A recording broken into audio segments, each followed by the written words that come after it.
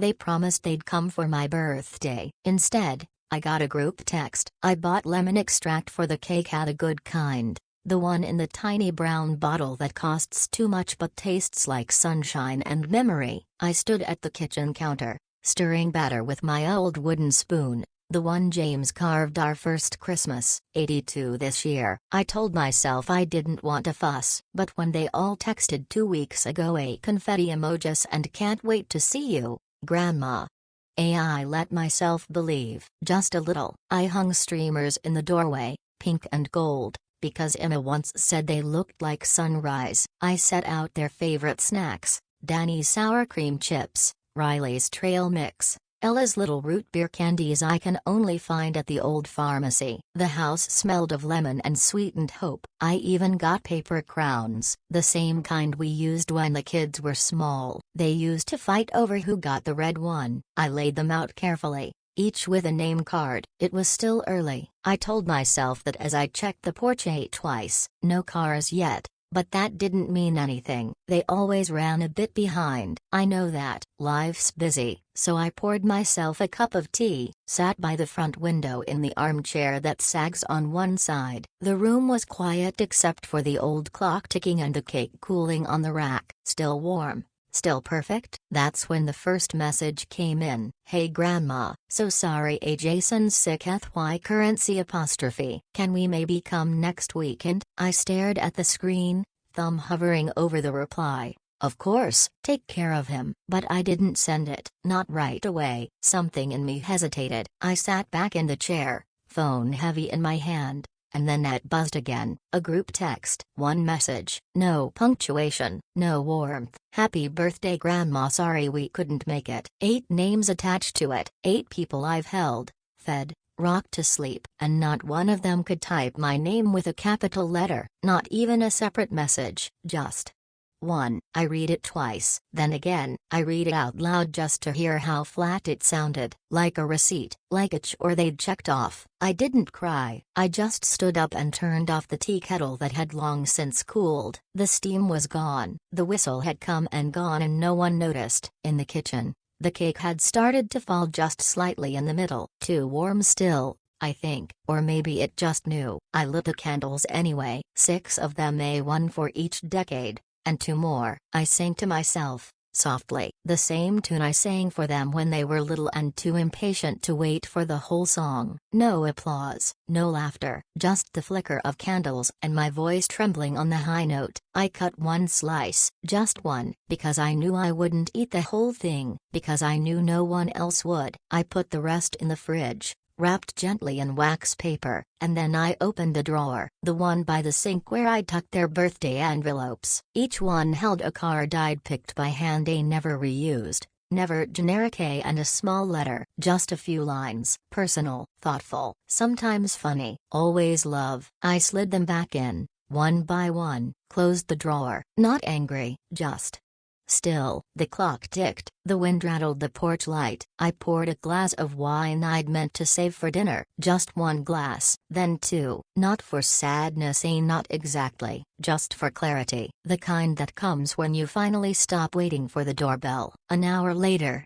June came by, my neighbor. She said she didn't hear music and got worried. She brought her dog and an old tin of shortbread. We sat on the couch watching birds outside and talked about hydrangeas and how cold it had gotten early this year. She didn't ask why there were 8 plates on the table, or why only one had a slice of cake. When she left, I stood at the window and watched the porch light flicker again. I didn't turn it off. I let it burn a little longer, just in case, because hope has manners. It doesn't leave until the evidence is absolute. But that message, that one group text, that was the moment I knew. This wasn't about forgetfulness. It was about priorities. It started 2 weeks before, in the middle of the grocery aisle, where the birthday cards hang in neat, crinkling rows. I had paused by the grandma section, letting my fingers trace the edges of a pastel envelope. The card said, "You're the heart of the family." I smiled at that. I didn't need a card,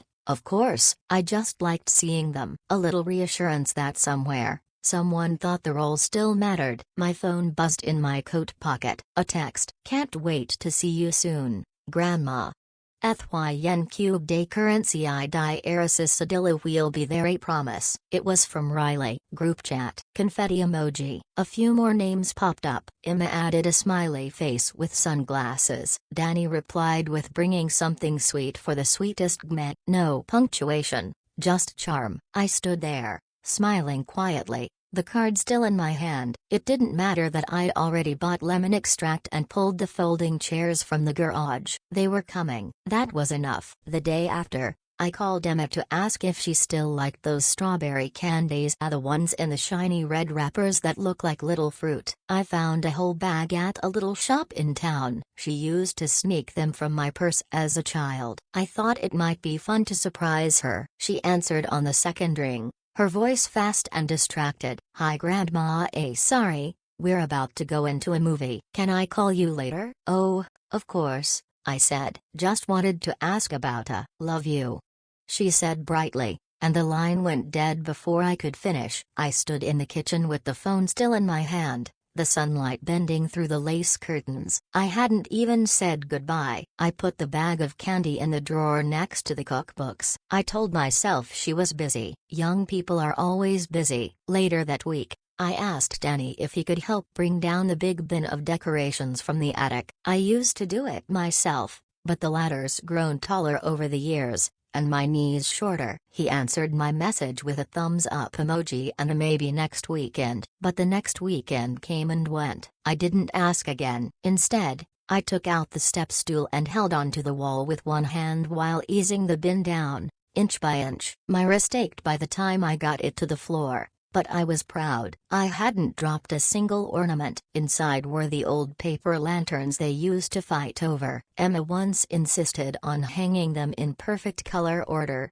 and Riley had teased her for being such a little boss. They laughed for 10 minutes straight, and I'd laughed too, even though I didn't quite get the joke. I dusted off the box and smiled to myself. They were coming. That's what I kept thinking. They said they were coming. The day before my birthday, I called to check if anyone needed directions or a ride from the station. It had snowed a little the night before, just a dusting, nothing serious. I thought of Danny's old sedan and how it used to slide on a hill, but no one picked up. I left voicemails, short and cheerful. Just checking in, I said. Let me know when you're close. I didn't hear back that night, and still, I set the table. Not because I'm stubborn, because I remember. I remember Riley trying to help fold napkins like swans when he was 10 and folding one into something that looked more like a turtle. I remember Emma sneaking extra candles onto the cake and pretending not to know who did it. I remember laughter, elbows bumping, juice glasses too full. So I set the table, 8 chairs, the good cutlery. I lit a candle that evening just to see how the light would look bouncing off the silver. It was beautiful, soft and warm and waiting. Then,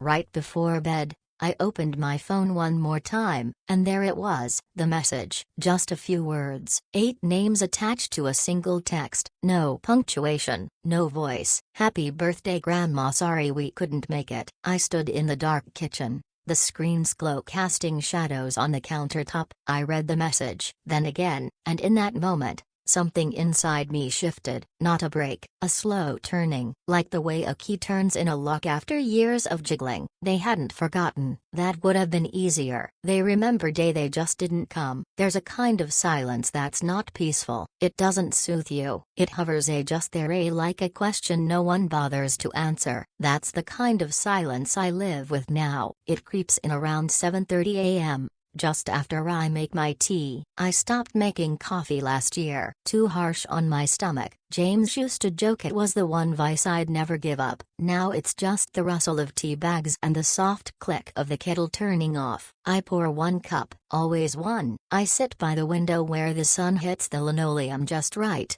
making a puddle of light that warms the cat's paws. I used to sit across from someone. Now it's just me and the cat and the gentle sound of the postman's footsteps skipping my mailbox more often than not. Breakfast is simple. A slice of toast, buttered just to the edges. A boiled egg if I feel like fussing. I used to make pancakes on Saturdays. Banana or blueberry. James always asked for 2. even when his appetite had waned. I don't make pancakes anymore. No one would eat them. Sometimes I pull out a crossword, the big kind, the one with obscure clues about 1950s actors and types of musical instruments no one remembers. I do them in pen, not because I'm certain, but because I like the commitment. By midday, I've usually started laundry or dusted something that doesn't need it. Not because I'm neat though I am but because movement keeps the loneliness from hardening. I cook dinner early, out of habit. Roast vegetables, a little fish, maybe rice. I plate it nicely, even now. Fork on the left, napkin folded. You never stop doing the things that once mattered, even when they stop being noticed. The table used to seat 6. We bought it secondhand when the twins were little. James reinforced the legs himself after Riley launched a full-body tantrum on top of it during a broccoli dispute. I remember the glue stains he left beneath the corner. They're still there. Now I sit at the end, not in the middle where the conversation used to flow, just at the end, near the window, so I can look out while I chew. I still wash all the plates, not just the one I use. I don't know why. It feels wrong to leave them stacked like ghosts. The television is always too loud these days. Not because I can't hear I can but because the noise keeps me company. I let it play old game shows, cooking competitions, the weather. Sometimes I pretend a voice is answering me. I talk to myself more than I used to, not in a sad way, just in a don't let your voice forget itself kind of way. Around 8, I check my phone. Usually nothing. Maybe a reminder from the pharmacy or a flash sale on shoes I don't need. Once, I texted Emma a photo of a recipe she loved, homemade soft pretzels. She used to ask for them every birthday, even as a teenager. She replied the next day with yum. A currency I die erisis sedilla nothing more. No questions, no follow-up, like I was a cooking blog she stumbled across, not her grandmother who used to kneel beside her in the kitchen, letting her roll the dough even when it turned out lopsided. They don't ask how I'm sleeping, how my knees are, what the doctor said last month about my heart murmur. They don't ask, because they don't see me as someone who changes anymore, like I've become static, paused in a corner of their lives they can dust off when needed. When I visit, I'm handed coats, bags. Can you hold this for a second?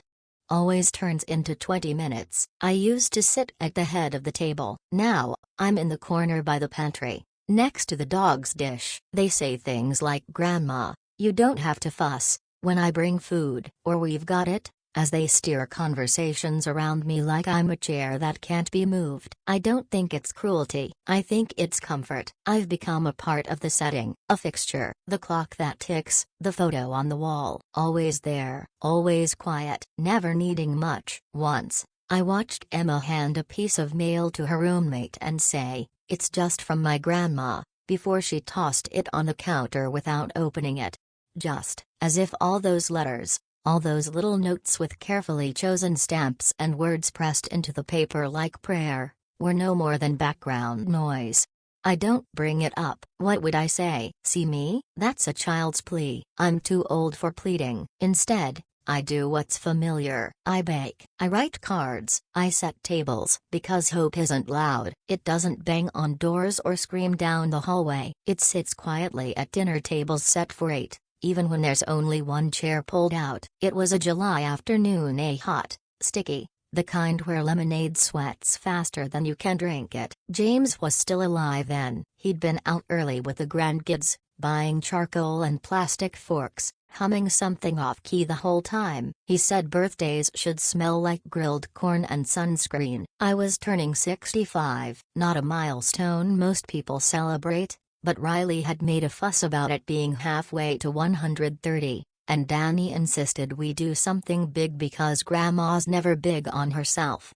So they planned a picnic right there in our backyard. We had mismatched chairs pulled from the garage, 3 folding tables covered in floral sheets because we didn't own that many tablecloths. Emma drew signs in crayon that said Nana's birthday bash and stuck them to the trees with painter's tape that kept falling in the heat. She kept running back to fix them, and I just stood there for a moment, watching it all happen around me. James was setting up the grill, sweat beading under his straw hat. And he winked when he saw me. "Don't lift a finger," he said. "Unless it's for cake." Lucy, barely 4 then, toddled over with a paper crown and plopped it onto my head. "You'd be a queen," she announced, sticky-fingered and proud. I remember the way it felt. Not regal, not important. Scene included. They all showed up that day. Every one of them. No excuses, no delays. Even Mark, who always had a thing or a client, arrived with a cooler full of sodas and a set of sparklers he wasn't supposed to light before sundown. He lit them anyway. Said,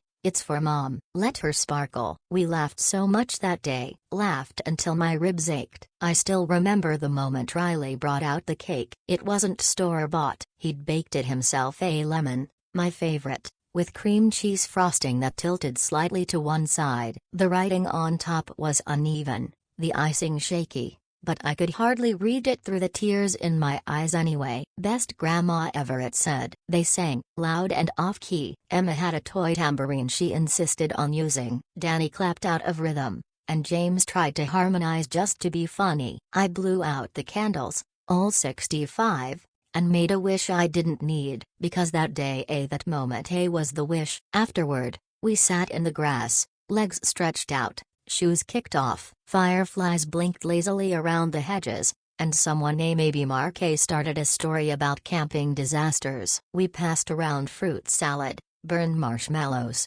and someone's half-eaten corn still stuck to the cob. No one checked their phone. No one said, "Let's keep it quick." They stayed until the stars came out, until the kids were yawning and sticky and covered in frosting. And when they left, one by one, each of them hugged me like it meant something. Long and warm and full of love. Even now, I can still feel Emma's tiny arms squeezing my middle and hear her whisper, "You're the best part of us." It wasn't a grand celebration. We didn't have a professional photographer or themed napkins or Instagram stories. But it was real. It was full. And I never had to wonder if they wanted to be there. That was a different house. A different time. The table hadn't yet lost its voices. The porch light flickered only when moths danced near it. The mailbox was never empty for long. I was a centerpiece, not decoration, not optional, not an afterthought. I mattered. Now they text, they like posts and send quick replies with preloaded hearts and animated balloons. They tell me I'm important,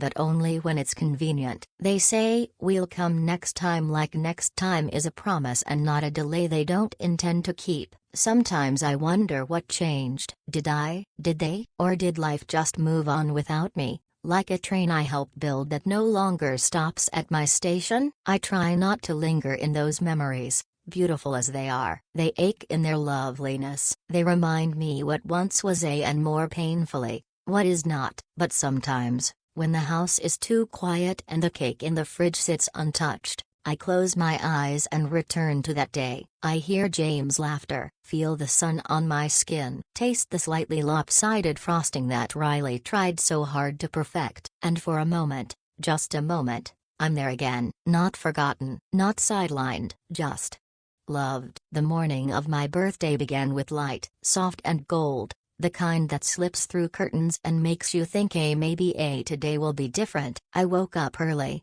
not from habit, but anticipation, the kind you pretend you don't feel, like a child who says they don't care about gifts but checks under the tree anyway. I put on my best cardigan, the pale blue one with the pearl buttons, and a pair of slacks that still held their crease. Not because anyone would notice, but because I wanted to feel tidy, put together, dignified. The house smelled of lemon and sugar by 8 o'clock. I'd baked the cake the night before. The same recipe Riley once begged for every summer. I'd let it cool on the rack overnight, covered gently with a mesh dome like it needed protecting. The table was already set. I'd done it days in advance, just in case. White linen, the plates with the blue flowers, napkins folded into quiet triangles, 8 chairs, each polished. Waiting. I checked the porch 3 times before noon. No cars. But it was early. Hope has its own clock. It ticks slower. It tells you to wait a little longer, to give people time. It whispers, maybe they're running late, even when the silence grows heavier with each passing hour. At 1 o'clock, I boiled the potatoes, just a small batch. At 2, I turned on the radio and set it low, background music, something cheerful. By 3, the roast was out of the oven. The scent filled the house, warm and familiar. It smelled like belonging. Still, no one came. At 4, I checked my phone. Nothing. At 5, I opened the wine. Just one glass, then another. I told myself I wasn't sad, just tired. Tired of waiting. Tired of pretending that disappointment doesn't settle into your bones when you've stood too long at the edge of hope. At 6:17 p.m., it buzzed. A single message. I sat up straighter in my chair. My hands tightened around the stem of the glass. I felt the rise that flicker as if something still might be salvaged. Happy birthday, Grandma. Sorry we couldn't make it. No punctuation, no warmth, just one line. 4 names, all folded into a single message like they were sharing the burden of forgetting. I read it again, slower. Each word landed like a footstep retreating down the hall. No, we love you. No, we'll call you soon. Not even my name, just Grandma. As if that title, once sacred, had become shorthand for obligation. I stared at the screen for a long time. The kitchen was still, the roast had gone cold, the candles unlit. I stood slowly and walked to the drawer where I'd tucked their birthday envelopes. 8 of them, each with a $20 bill and a handwritten note. Notes I'd written weeks ago. Notes that said things like proud of the person you're becoming, and remember, you are loved. I slid them back into the drawer, not angrily, just carefully, like tucking away a part of myself that had overstayed its welcome. I lit the candles on the cake anyway. 6 of them, 1 for each decade and 2 more for James and for the girl I used to be when birthdays meant something. I sang, softly. No harmony, no tambourine, just the quiet lilt of memory in my throat. I blew them out in a single breath. No wishes. I'm too old for wishes. The cake sagged slightly in the middle. I cut a slice and placed it on a plate, the one with the scalloped edge. I took a bite. Too sweet. I wrapped the rest and placed it in the fridge. No label. I knew no one would be coming for it. That night, June stopped by, said she didn't hear music, got worried. She brought her dog, a tin of cookies, and a smile that didn't try too hard. We sat by the window, watching birds pick at the feeder. We didn't talk about the empty table or the quiet kitchen. She knew, and knowing was enough. Later, after she left, I stood at the sink, rinsing 2 wine glasses, one from my cupboard, one she'd brought. I looked around the room at the clock, the flickering porch light, the chairs still pushed in. Too neat, and that's when I felt it. Not a break, not anger, but the final hush of something slipping away. Hope, not gone with a bang, just folded, like linen, like love that isn't fed, like birthday cards never sent. It's not sadness, exactly. It's quieter than that. Sadness cries. Sadness has a sound, a face. This what I feel now doesn't. It just sits in the corners of the room, like dust you stopped noticing.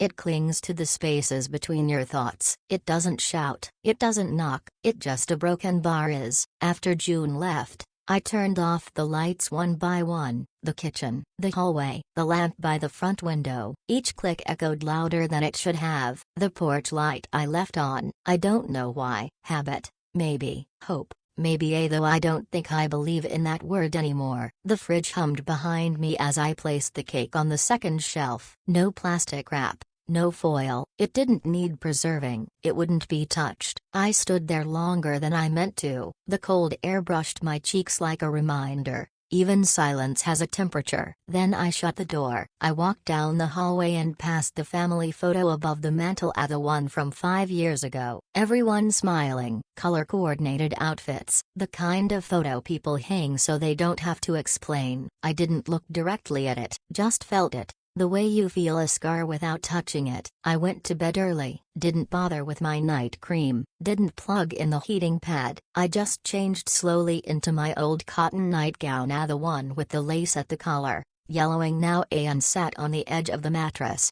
It's strange how heavy stillness can feel. I used to think grief was loud sobs and slammed doors and fists against chest. But the grief that comes with being quietly forgotten, it's heavy in a different way. Weight in the bones, in the breath. You find yourself inhaling slower, exhaling longer, not because you want to but because your body no longer rushes toward the next moment. There's no next to rush to. I didn't cry, haven't in years. Tears, I've learned, are for those who believe they'll be comforted. I used to cry in front of James, back when my mother passed. When Mark lost his job and we didn't know how to keep the lights on. I'd cry, and he'd make tea, sit beside me, put one hand on my back and not say much. Just that warm hand. That was enough. Now I just sit, because what do you do when the people you gave everything to stop seeing you? Not maliciously, not even cruelly, just a broken bar passively, like your wallpaper, familiar, unremarkable, always there. I paid for college tuitions, for down payments, for scraped knees and dance lessons and braces and broken hearts. I wrote letters and sent birthday cards and watched school plays from the second row, and now I'm the second thought, or no thought at all. They don't mean to be unkind. That's the worst part. They don't even realize it. They call when they need something, when a sitter cancels, when a recipe won't turn out, when someone needs a ride from the airport or a loan just until next Friday. But never just to talk, never just to say,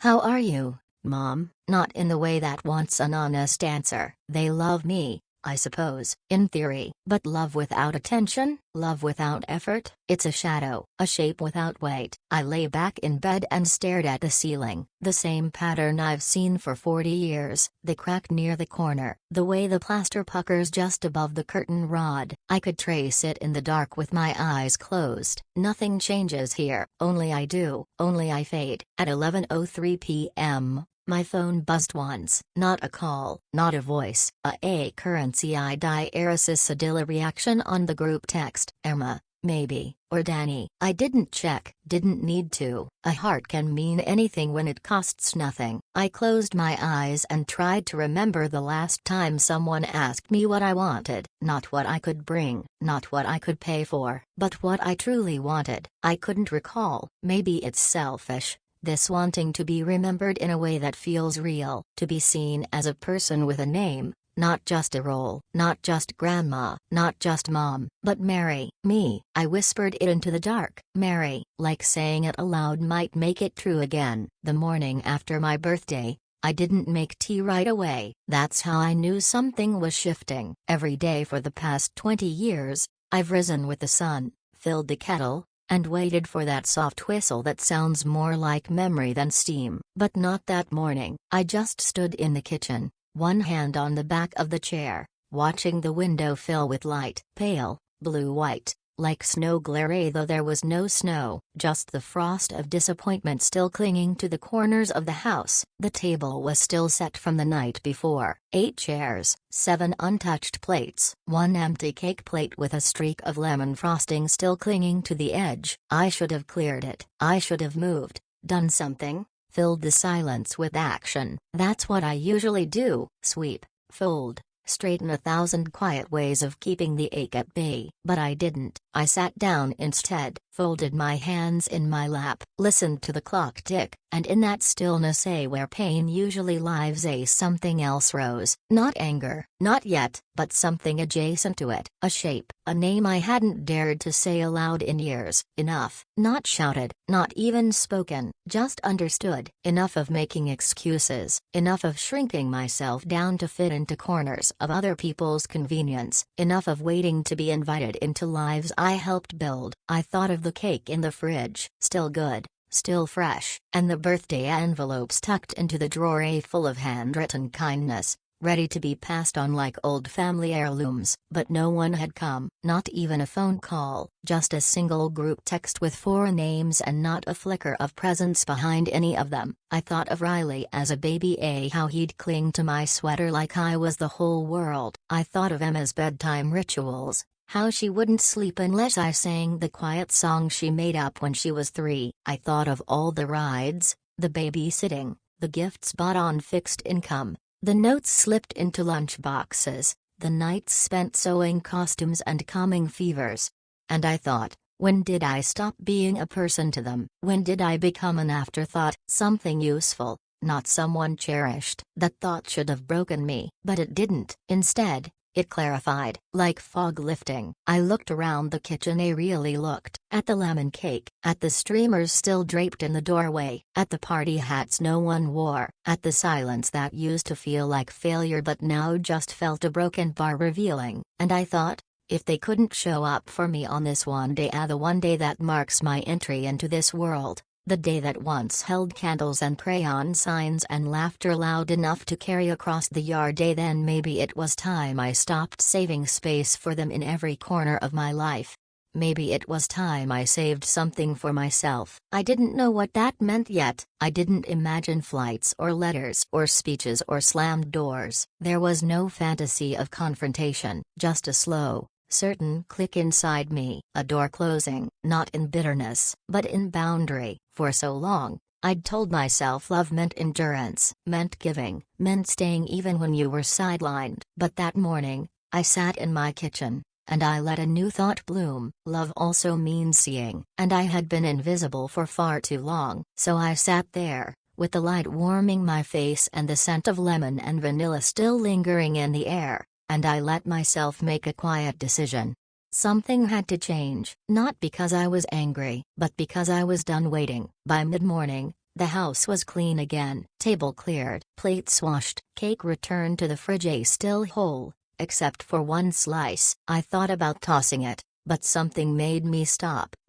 Let it stay, a witness, maybe, a monument to what wasn't, what would never be again. I swept the floor, not because it needed it, but because motion makes thoughts settle. With each push of the broom, I imagine brushing away the last bits of expectation, the dust of hope, the crumbs of being too generous with people who never asked what I needed. Then I opened the side drawer by the phone, the one where I kept my old address book, frayed at the edges, names written in different pens over the decades, some crossed out, some underlined, some, I realized, I hadn't thought of in years. I wasn't looking for someone, I was looking for something. Tucked underneath a stack of expired coupons and a few pennies was the little envelope I'd nearly forgotten, a gift card, folded in half, from Daisy Lane Flowers, a birthday present from June last spring. I hadn't used it. Just because you're worth a bouquet every now and then, her card had read. I'd smiled, tucked it away, told myself I'd save it for a special occasion. But standing in that quiet kitchen, I understood there would be no special occasion unless I declared one. So I picked up the phone. A young woman answered, chipper and unhurried. Daisy Lane Flowers, how can I help you today? I'd like to place an order, I said. Of course, what kind of arrangement are you looking for? I paused. It had been a long time since someone asked me what I wanted. Roses, I said, and lilies, if you have them. Something cheerful, spring colors, even if it's not spring. Is it for someone special? Yes, I said. It is. And the message? I let the silence breathe before I answered. Then I said slowly, write this, please, to a woman worth remembering, from someone who finally does. The girl didn't respond for a beat. Then, softly, that's beautiful. I thanked her, hung up, and stood still, just for a moment. It wasn't grand, it wasn't public, no one would know but me and the florist's delivery girl, but it was enough, more than enough. I went upstairs after that, opened the closet and pulled out a box I hadn't touched in years. Inside were letters James had written me every birthday, every anniversary, even once when I'd had a bad cold and he couldn't find the right cough syrup. I used to reread them often, then less often, then not at all. I picked one at random, a short one. To Mary, my favorite sunrise, my soft place to land. If I don't say it enough, it's only because I don't have enough ways to mean it. He'd signed it with a doodle, a little crooked heart. I pressed the paper to my chest and let the silence settle around me, not as a punishment this time, but a choice, a pause, a return. Later, after I'd washed my face and changed into a fresh blouse, the doorbell rang. A knock, light but certain. I opened the door, and there she stood, a teenager in a hooded sweatshirt, holding a bouquet so full it looked like a painting in her arms. Delivery for Mary?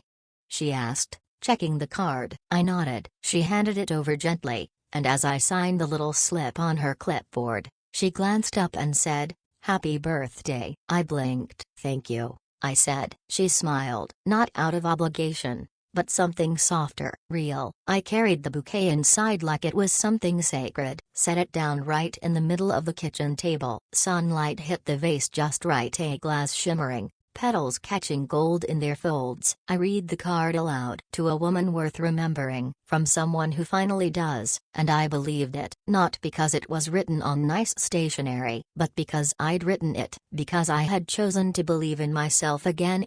Quietly, steadily, without waiting for permission. I brewed tea for the first time that day. Lemon, with a touch of honey. I sat at the table, across from the flowers. No phone in hand, no inbox to check, just steam rising from the mug and a stillness that no longer felt like absence but peace. And for the first time in a long while, I toasted myself. A quiet clink of porcelain against memory, to presence, to worth, to Mary. The flowers lasted 4 days. On the 5th, a few of the lilies began to curl, their edges browning slightly, soft and delicate as old parchment. The roses held on a little longer, proud things, even in decay. I didn't throw them out right away. I trimmed the stems, changed the water, pulled away the wilted petals one by one. There was something meditative in it, something ceremonial. They didn't have to last forever, they just had to mean what they meant. By Sunday, I knew what I needed to do. It wasn't dramatic, it wasn't angry, it was just a broken bar time. I pulled out the drawer near the sink, had the one with the birthday envelopes. 8,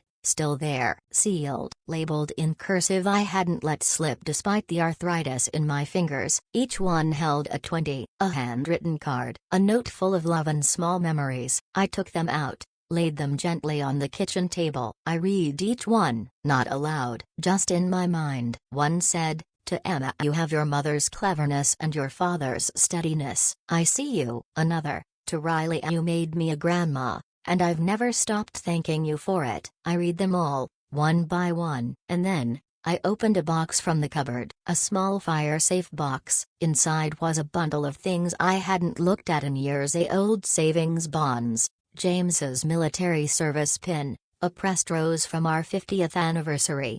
I added the envelopes to the box, then I locked it. Not as punishment, but as closure. They could ask for them one day, they might not. That wasn't the point. The point was, I would no longer prepare love in advance, hoping it would earn me a seat at their table. I would no longer set places no one came to fill. That afternoon, I walked through the house with a soft cloth and dusted the frames on the walls. The family photo stayed where it was for now, but one smaller photo, an old one, of me holding Riley at his baptism, I took down, not because I was angry, but because that woman in the picture had expected more, and I was no longer her. I wrapped the photo in a handkerchief and placed it in a box labeled keepsakes. It would stay there with the pressed rose, with the cards James had written, with the version of myself who waited. That evening, as the sun lowered itself across the backyard, I poured one final glass of wine, not for grief, for release. I drank it slowly on the porch,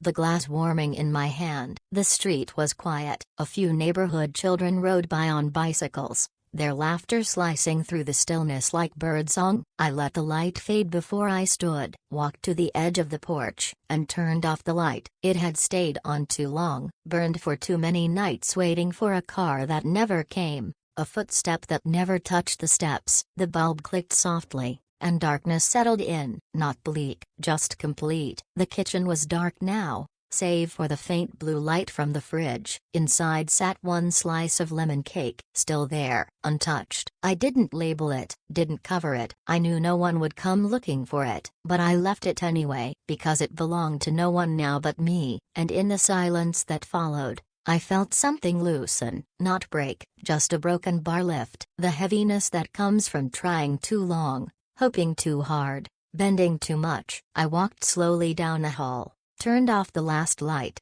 and stood for a moment in the doorway of my room. My bed was made, my books neatly stacked. The soft cardigan I wore that morning lay folded at the foot of the bed. And before I lay down, I did one more thing. I took out a piece of stationery, one of the good ones, a thick paper, the kind James used to say made even bad handwriting look elegant. I wrote 4 short letters, no guilt, no pleading, just truth. Each said something different, each chosen with care, but every one of them ended the same way. If it was important, you would have come. I sealed them, stacked them neatly, placed them in the same drawer where the birthday cards used to go. Maybe they'd never be sent, maybe they'd never be read. That wasn't the point. The point was, I had nothing more to explain, and everything still left to live. Mornings feel different now, not brighter, exactly as the sun still rises in its quiet, dutiful way, slipping through the curtains with that same familiar glow, but I meet it differently. I don't rush to the kettle, don't check my phone before my feet touch the floor. I wake slowly, and I let the day unfold as it wants. There's a freedom in not waiting for someone else's voice to tell you you matter. The house is the same. Mostly, same creaks in the floor, same porch steps, same drawer where I keep the teaspoons in neat rows, but I've stopped setting extra places at the table. I still make lemon cake from time to time, not because anyone asks for it, but because I like it. I slice it warm and eat it from the good plate. No ceremony, just choice. I rearranged the living room last week, moved the armchair closer to the window, right where the light lands around 3 p.m. It's the perfect spot for reading or just sitting, which I do more now, without shame. Sometimes I talk out loud to myself. Little things. What do we feel like for dinner? Not bad for an old girl, huh? It makes the house feel less empty. Not because I'm pretending someone's here, because I'm reminding myself that I am. I started writing again, not letters to them, but letters to me. Little notes tucked into drawers, beneath pillowcases, inside recipe books. Words like, "You are not the afterthought," or, "You raised them well." That's their inheritance. Your joy is yours. June visits more often now. Not out of pity, she never came from that place. Just kindness. We sit with her dog at our feet and share slices of cake and stories we've already told. It's good. Simple, true things often are. I still think of them as the kids, the grandkids. Of course I do. Some afternoons, when the wind rustles through the mailbox flap or the neighborhood children laugh in a certain way, I remember their voices. I hear echoes of "Love you, Grandma," and the stomp of little feet across my linoleum floor. It doesn't hurt the way it used to. There's a tenderness to it now, like looking at old photographs you finally stopped apologizing for loving. They haven't called. Not yet. Maybe they will, maybe they won't. But I no longer measure my worth in how long the silence lasts. There's power in peace. It doesn't announce itself. It doesn't need an audience. It just fills you, quietly, in the spaces where longing once lived. Sometimes, I walk down the hall and past the drawer with the 4 letters still tucked inside. I don't read them, don't touch them, just nod, in a way, like greeting an old part of myself I no longer carry but still honor. The porch light stays off now, and that one slice of cake, it's gone. I ate it. Cold. Straight from the fridge. One night when the stars were out and the house was still and I felt like celebrating something I couldn't quite name. Maybe it was myself, maybe it was freedom, maybe they're the same thing. A week later, a voice note came in, from Emma. I saw the preview on the screen, her name, the little audio bar bouncing, frozen in time. I didn't open it. Not because I was angry, but because I was full, because the silence no longer begged to be broken. It just was, and that was enough. I sat back in my chair by the window, sipped my tea, and watched the day roll on. No birthday signs, no candles, no parade of feet through the door, just light, just breath, just me. And for the first time in a long, really broken bar, that was more than enough.